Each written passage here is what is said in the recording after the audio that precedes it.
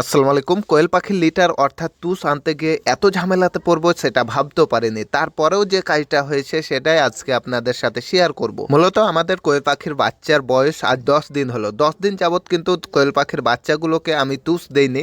আর এই তুষ না দেওয়ার কারণে, পেপার দেওয়ার কারণে পেপারগুলো ভিজা ভিজা হয়ে থাকছে এবং কোয়েল পাখি ঠান্ডা লাগার সম্ভাবনা বেড়ে যাচ্ছে। আমাদের এলাকার মধ্যে কোথাও এই তুষগুলো কিন্তু পাওয়া যায় না। সে কারণে আমি ভাবলাম যে আমাদের বাসা থেকে কিন্তু অনেক দূরে অটো রাইস মিল রয়েছে, সেখানে গিয়েই কিন্তু তুষ আনবো। যেহেতু কোয়েল পাখিগুলোকে সুন্দর একটা পরিবেশ এবং পরিচর্যার মাধ্যমে পাখিগুলোকে সুস্থ রাখাই আমার মূল উদ্দেশ্য, তাই জন্য আমরা চলে গেলাম অনেক দূরে, প্রায় 40 থেকে 45 কিলোমিটার দূরে কিন্তু আমরা রওনা দিলাম তুষের জন্য। দেন সেখানে গিয়ে যে কাহিনীটি ঘটে, আমরা গেছিলাম ওখানে কিন্তু 3 থেকে 4টি মিল রয়েছে, অটো রাইস মিল। আর সেই মিলগুলোতে কিন্তু আমাদের কোয়েল পাখির জন্য যে তুষগুলো রয়েছে সেই লিটারগুলো কিন্তু সেখানেই কিন্তু পাওয়া যায়। আর মূলত যে দোকান আশেপাশে দোকানে পাওয়া যায় সেগুলো কিন্তু সেই রকম তুষ না, সেখানে কিন্তু অনেক ধুলাবালি এবং বিভিন্ন রকমের তুষ হয়ে থাকে, তাই জন্য আমরা সেটা নেইনি। আমরা চলে গেলাম সেখানে এক জায়গায় গিয়ে কিন্তু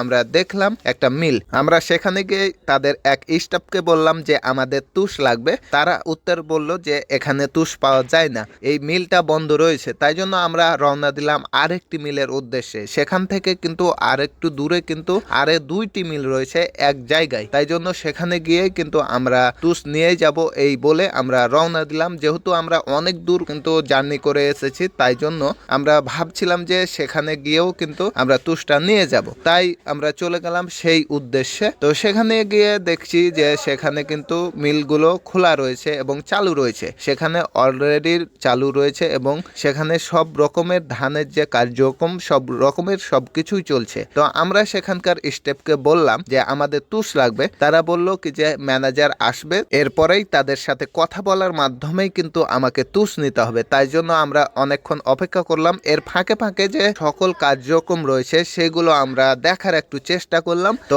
আমরা সেগুলো দেখে আপনাদেরও দেখার জন্য কিছু কিছু ভিডিও নিলাম। তো সেখানে গিয়ে দেখলাম বড় একটা গোডাউনে তারা কিন্তু প্যাকিং করছে, যে চালগুলো রয়েছে চালগুলো প্যাকিং করছে।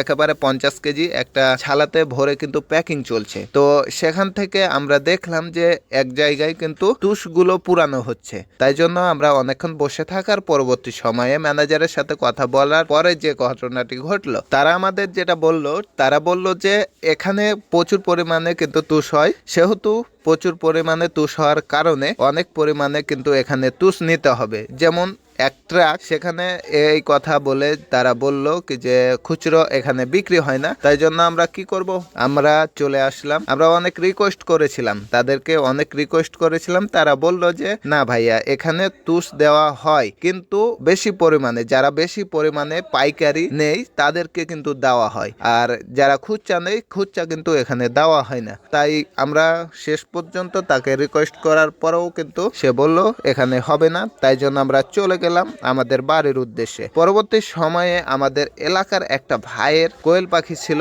তো সেখানে গিয়ে কিন্তু আমরা 2 বস্তা তুষ নিলাম। তো আলহামদুলিল্লাহ এখন পাখিগুলোকে তুষ দিয়ে সুন্দর একটা পরিবেশ দিতে পেরেছি, আলহামদুলিল্লাহ। তো সকলে সুস্থ থাকবেন, ভালো থাকবেন। আজকের মতো এই পর্যন্ত।